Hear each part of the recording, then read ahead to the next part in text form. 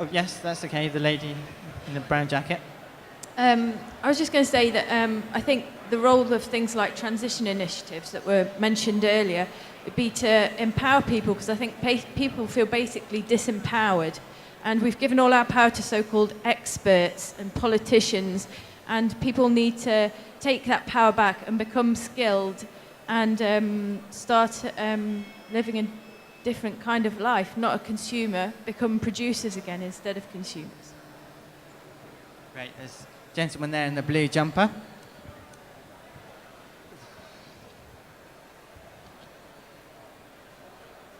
I just finished a 9-month project working with HSBC, and they've used green causes to get two things that businesses really want, which is differentiation and publicity. And a lot of consumers have responded, and they've held their market value better through the current crisis than just about any financial company out there. So what are some small things that can be done to help encourage businesses to grab the opportunity and consumers to know who's doing that and take advantage of it?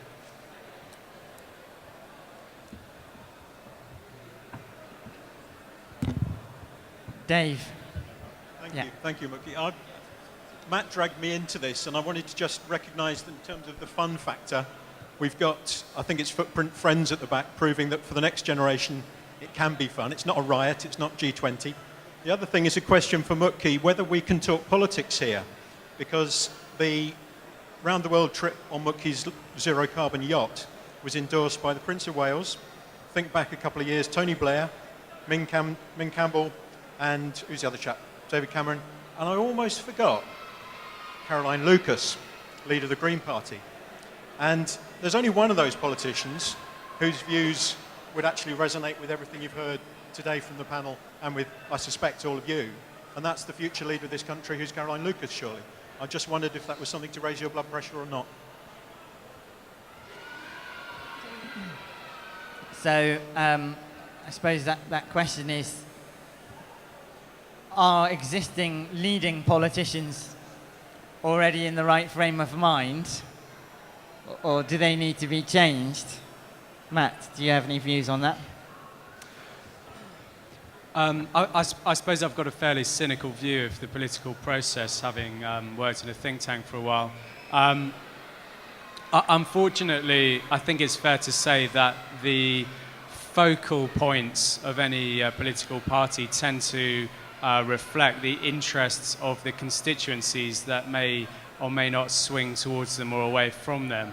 And I wouldn't like to name one of our main parties focused on green not so long ago, which seemed to reflect the interests of the constituencies that were kind of on the borderline. So I just don't. I really think that the politicians are motivated by votes, and it's no surprise that they are. So again, it's really a numbers game.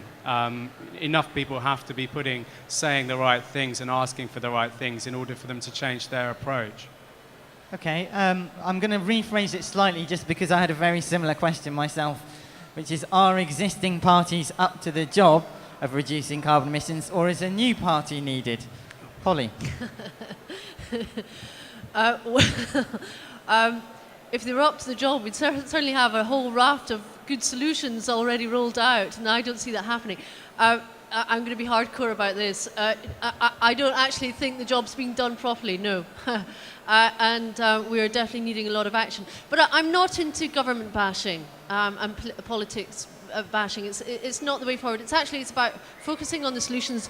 I'm far more generated by actually working towards solutions rather than damning those who aren't. If this government are the ones that turn around like that, hey, I'm there with them, without a doubt.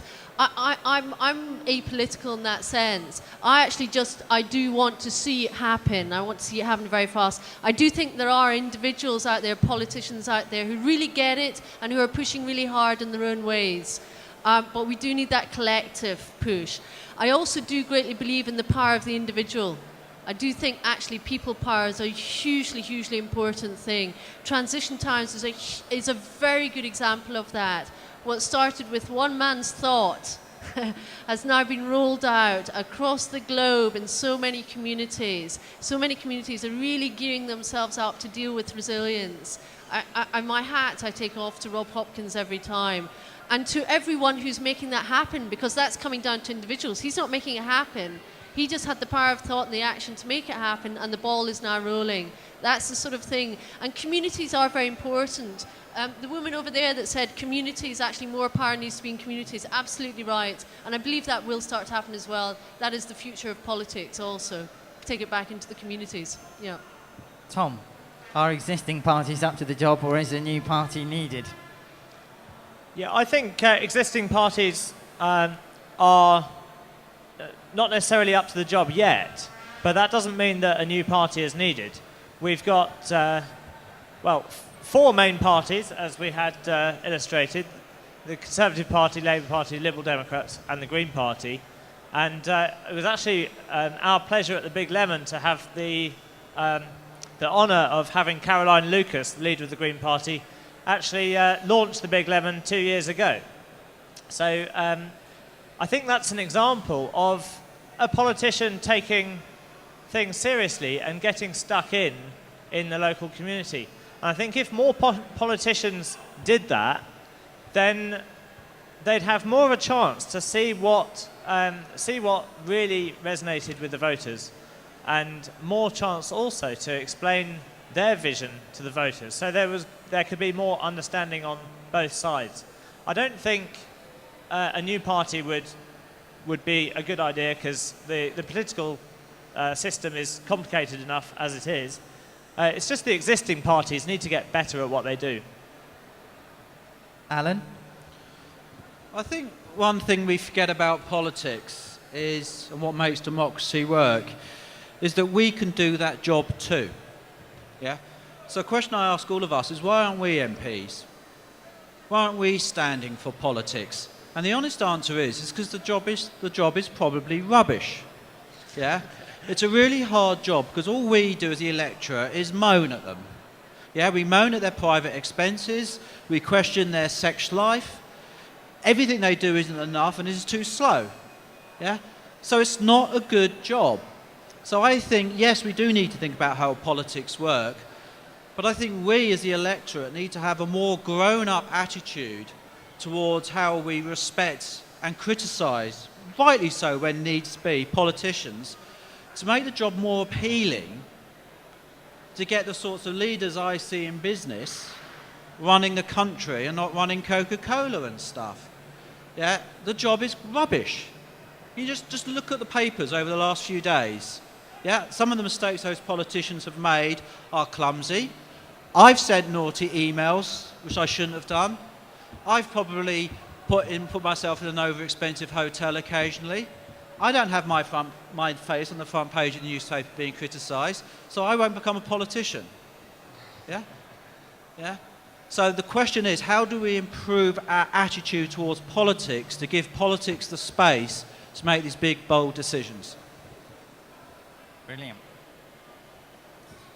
Any more questions or comments from the floor? Gentleman at the back in a black jacket.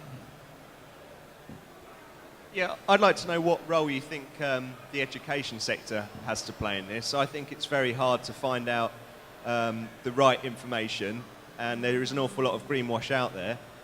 Do you think the education sector, as it is at the moment, is up to providing enough information to the sort of up-and-coming generations about environmental change? Great question. What role does the education sector have to play in reducing carbon emissions? Alan? A lot. I did an exercise recently just looking at what was on the agenda of business schools, and the amount of attention given to sustainable development, let alone carbon, was, I thought, staggeringly small.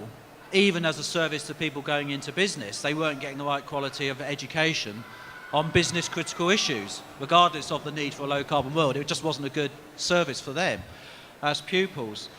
I think one thing we have to be absolutely clear about is there's two areas here. One is what do we know which is certain, the science of climate change, low carbon, versus what's still not sure.